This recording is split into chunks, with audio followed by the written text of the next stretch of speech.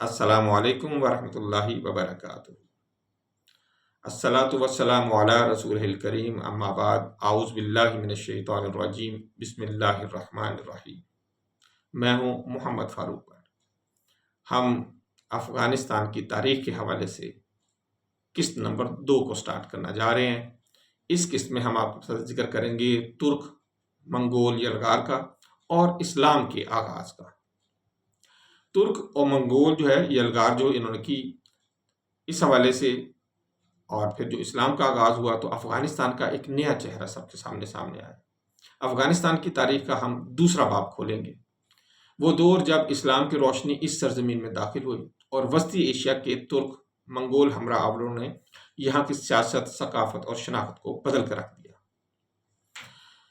اگر ہم سٹارٹ کریں عرب فتوحات سے، تو 7ویں صدی عیسوی میں جب اسلام عرب سے نکل کر ایران، شام اور وسطی ایشیا تک پھیلنے لگا تو افغانستان کے مغربی حصے خصوصاً ہرات اور سیستان سب سے پہلے اسلامی لشکروں کے زیر اثر آئے۔ سن 642 عیسوی میں خلافت راشدہ کے زمانے میں عرب جرنیل عبداللہ بن عامر نے ایران سے آگے بڑھ کر ہرات اور فرا فتح کی۔ مقامی زرتشتی اور بدھ مت کے پیروکاروں نے مزاحمت کی، مگر جلد ہی اسلام کی تبلیغ اور تجارت کے راستوں نے ان کے دل جیت لیے۔ افغانستان میں اسلام کی جڑیں تلوار سے زیادہ دعوت، تجارت اور صوفیزم کے ذریعے مضبوط ہوئیں۔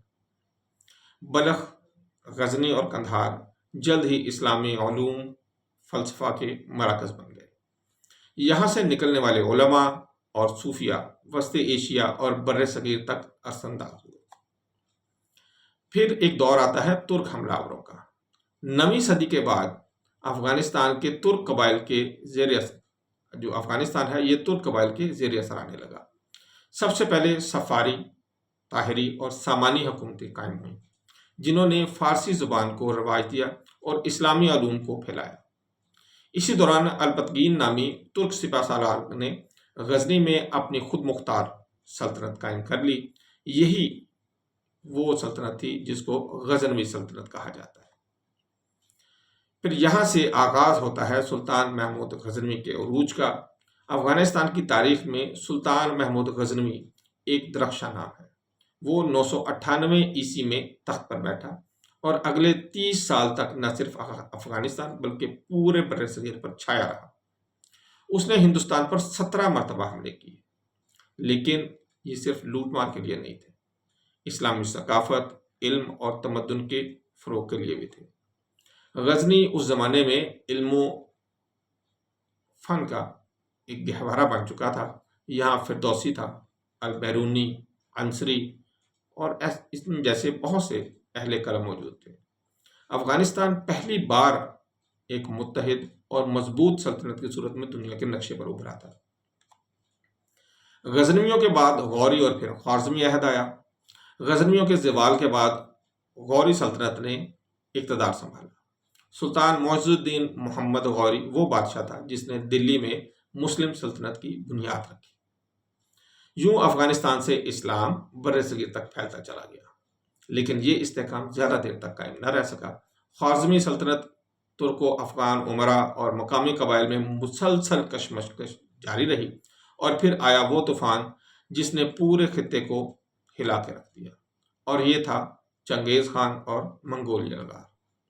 1220 عیسوی میں چنگیز خان نے افغانستان پر حملہ کیا، بلخ، مرو، ہرات اور نیشاپور کو جلا کر راکھ کر دیا۔ تاریخ بتاتی ہے کہ صرف ہرات میں 10 لاکھ لوگ مارے گئے۔ آپ خود اندازہ کریں، اس زمانے میں 1220 عیسوی کی بات کر رہے ہیں، 12 لاکھ لوگ مارے۔ افغانستان جو کبھی علم و تہذیب کا مرکز تھا، اب ویرانی اور خاک کا سمندر بن گیا۔ منگول حملے نے افغانستان کی سماجی اور سیاسی بنیادیں ہلا کر رکھ دی۔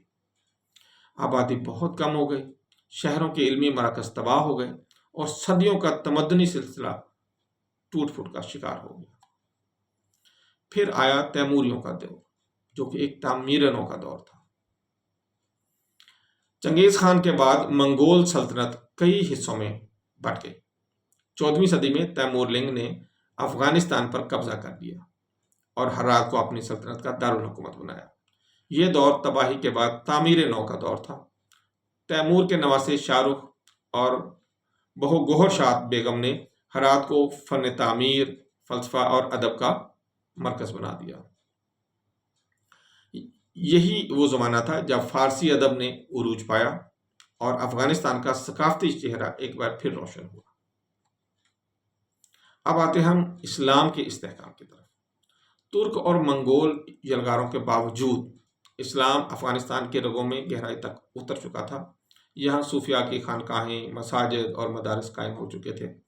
خواجہ عبداللہ انصاری جو ہرات میں، بابا یعقوب چرخی کابل اور دیگر بزرگ امن و رواداری کی تعلیم دیتے رہے۔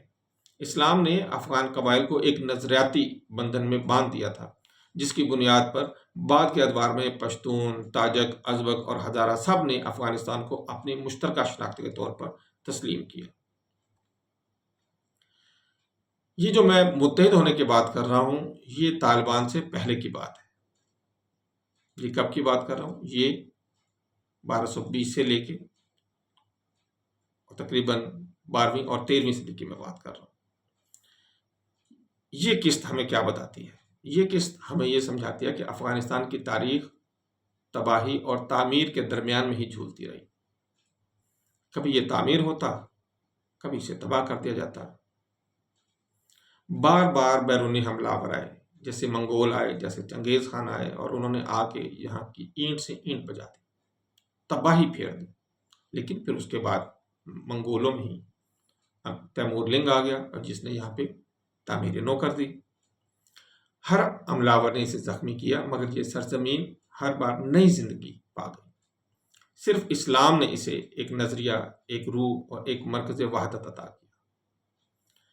ناظرین، اگلی قسط نمبر 3 میں ہم یہ دیکھیں گے کہ افغانستان میں احمد شاہ ابدالی کے دور سے لے کر برطانوی سامراج تک کیسے جدید ریاستی شناخت کی بنیاد پڑتی ہے۔ اور اس کے بعد جب ہماری تیسری قسط آئے گی، وہ کوشش ہم کریں گے کہ آج ہی ہم آپ کو تیسری قسط بھی پیش کر دیں، تاکہ آپ آج کی 3 قسطیں ہو جائیں گی، کل کی 3 قسطیں، اور پھر پرسوں انشاءاللہ 2 قسطیں ہم آپ کو پیش کریں گے۔ ہماری آج آپ سے پھر وہی گزارش ہوگی کہ ہمیں سبسکرائب ضرور کریں، یہ ہماری حوصلہ افزائی ہوتی ہے۔ Thank you very much. السلام علیکم ورحمۃ اللہ وبرکاتہ۔